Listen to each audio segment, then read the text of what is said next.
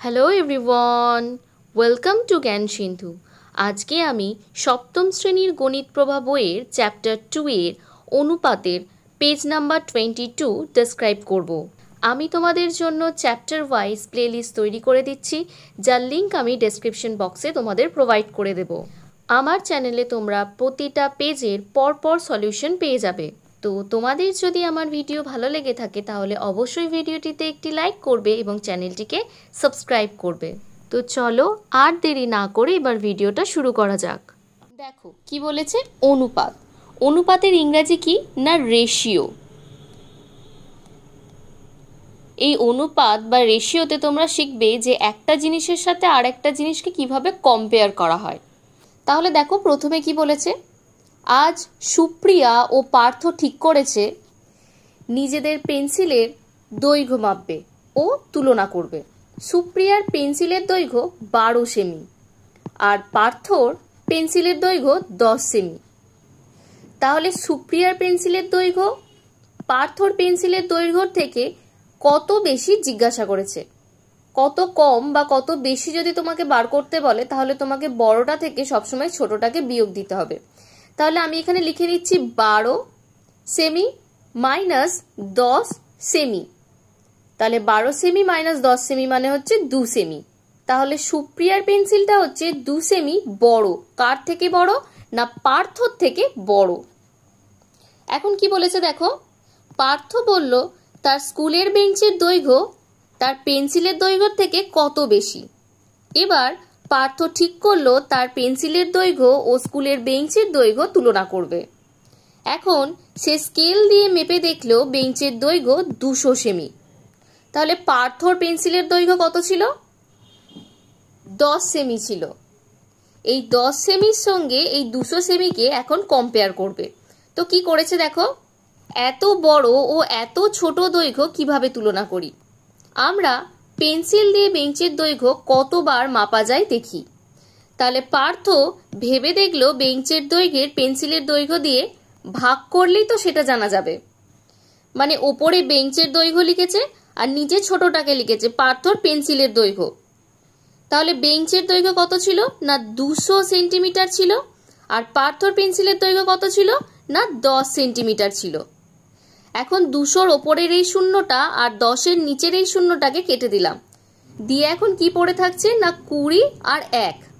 তাহলে এখন রেশিওটা কি দাঁড়াচ্ছে না 20:1। এই যে চিহ্নটা আমি দিয়েছি এটাকে বলা হয় is/2। এখন নিচে কি লিখেছে দেখো, দেখছি বেঞ্চের দৈর্ঘ্য পার্থর পেন্সিলের দৈর্ঘ্যের 20 গুণ। দেখো পার্থর পেন্সিলের দৈর্ঘ্য এটা 1 বেরিয়েছে আর বেঞ্চের দৈর্ঘ্য যেটা সেটা 20 বেরিয়েছে। তার মানে এখানে বোঝাচ্ছে বেঞ্চের দৈর্ঘ্য পার্থর পেন্সিলের দৈর্ঘ্যের 20 গুণ। তারপর কি বলেছে দেখো, এইভাবে ভাগের মাধ্যমে তুলনা করাকে অনুপাত বলা হয় এবং অনুপাত এই is/2 এই চিহ্ন দিয়ে প্রকাশ করা হয়। অর্থাৎ স্কুলের বেঞ্চের দৈর্ঘ্য এবং পার্থর পেন্সিলের দৈর্ঘ্য এর রেশিও হচ্ছে 200:10। তাহলে এই শূন্য আর এই শূন্য কাটলো, তাই 20:1। দেখো 20:1 লিখেছে। এখন একেরটা কি বলেছে দেখো, সুপ্রিয়াদের শ্রেণীতে 30 জন ছেলে এবং 20 জন মেয়ে আছে।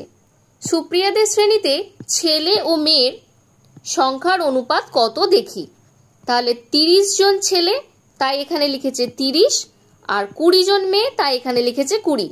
তাহলে এই শূন্য আর এই শূন্য কাটলো, মানে এটা অ্যাকচুয়ালি ছিল 30/20। এই 30-এর শূন্য আর এই শূন্য কাটলো, তাহলে এখন উত্তরটা কত বেরিয়েছে 3:2। তবে রেশিও বা অনুপাত করতে গেলে তোমাদের একটা জিনিস মাথায় রাখতে হবে, এখানে যে এককগুলো থাকে সেগুলো যেন সেম থাকে। যেমন এখানে আছে জোন, এখানে আছেও জোন। আগেরটাতে যেমন ছিল এটাতে ছিল সেমি, এটাতেও দেখো ছিল সেমি। তাহলে প্রথমে আমার কাজ হচ্ছে একক দুটোকে সেম করে নেওয়া এবং রেশিও যখন লিখব অবশ্যই সেই এককগুলোকে লিখব না। তাহলে এখানে রেশিওটা লিখেছি দেখো 30:20। আমরা কিন্তু এককটাকে লিখিনি। এখন এখানে কি বলেছে দেখো, একটি টিকটিকির দৈর্ঘ্য 25 সেমি এবং একটি কুমিরের দৈর্ঘ্য 4 মিটার। এটাকে যদি তোমরা একটু ভালো করে দেখো তাহলে বুঝতে পারবে একটাতে রয়েছে সেমি আর একটাতে রয়েছে মিটার। তাহলে এটাতে আমাদের কি করতে হবে না দুটোকেই একই ইউনিটে আগে কনভার্ট করে নিতে হবে। কি জিজ্ঞাসা করেছে? এদের দৈর্ঘ্যের অনুপাত বার করি। তাহলে ফার্স্টে লিখে নিচ্ছি 25 সেমি ইস্টু 4 মিটার। আমি বললাম যে রেশিও লেখার সময় তোমাদের কিন্তু এই ইউনিটগুলো বা এককগুলো লিখতে লাগে না বা লিখতে হয় না, কিন্তু এখানে আমি লিখলাম কারণ দুটোর আলাদা আছে। ফার্স্টে আমাদের কাজ হবে দুটোকে এক করে নেওয়া। তাহলে পরের লাইনে লিখে নিচ্ছি 25 সেমি ইস্টু 4 মিটার মানে আমরা জানি 400 সেমি।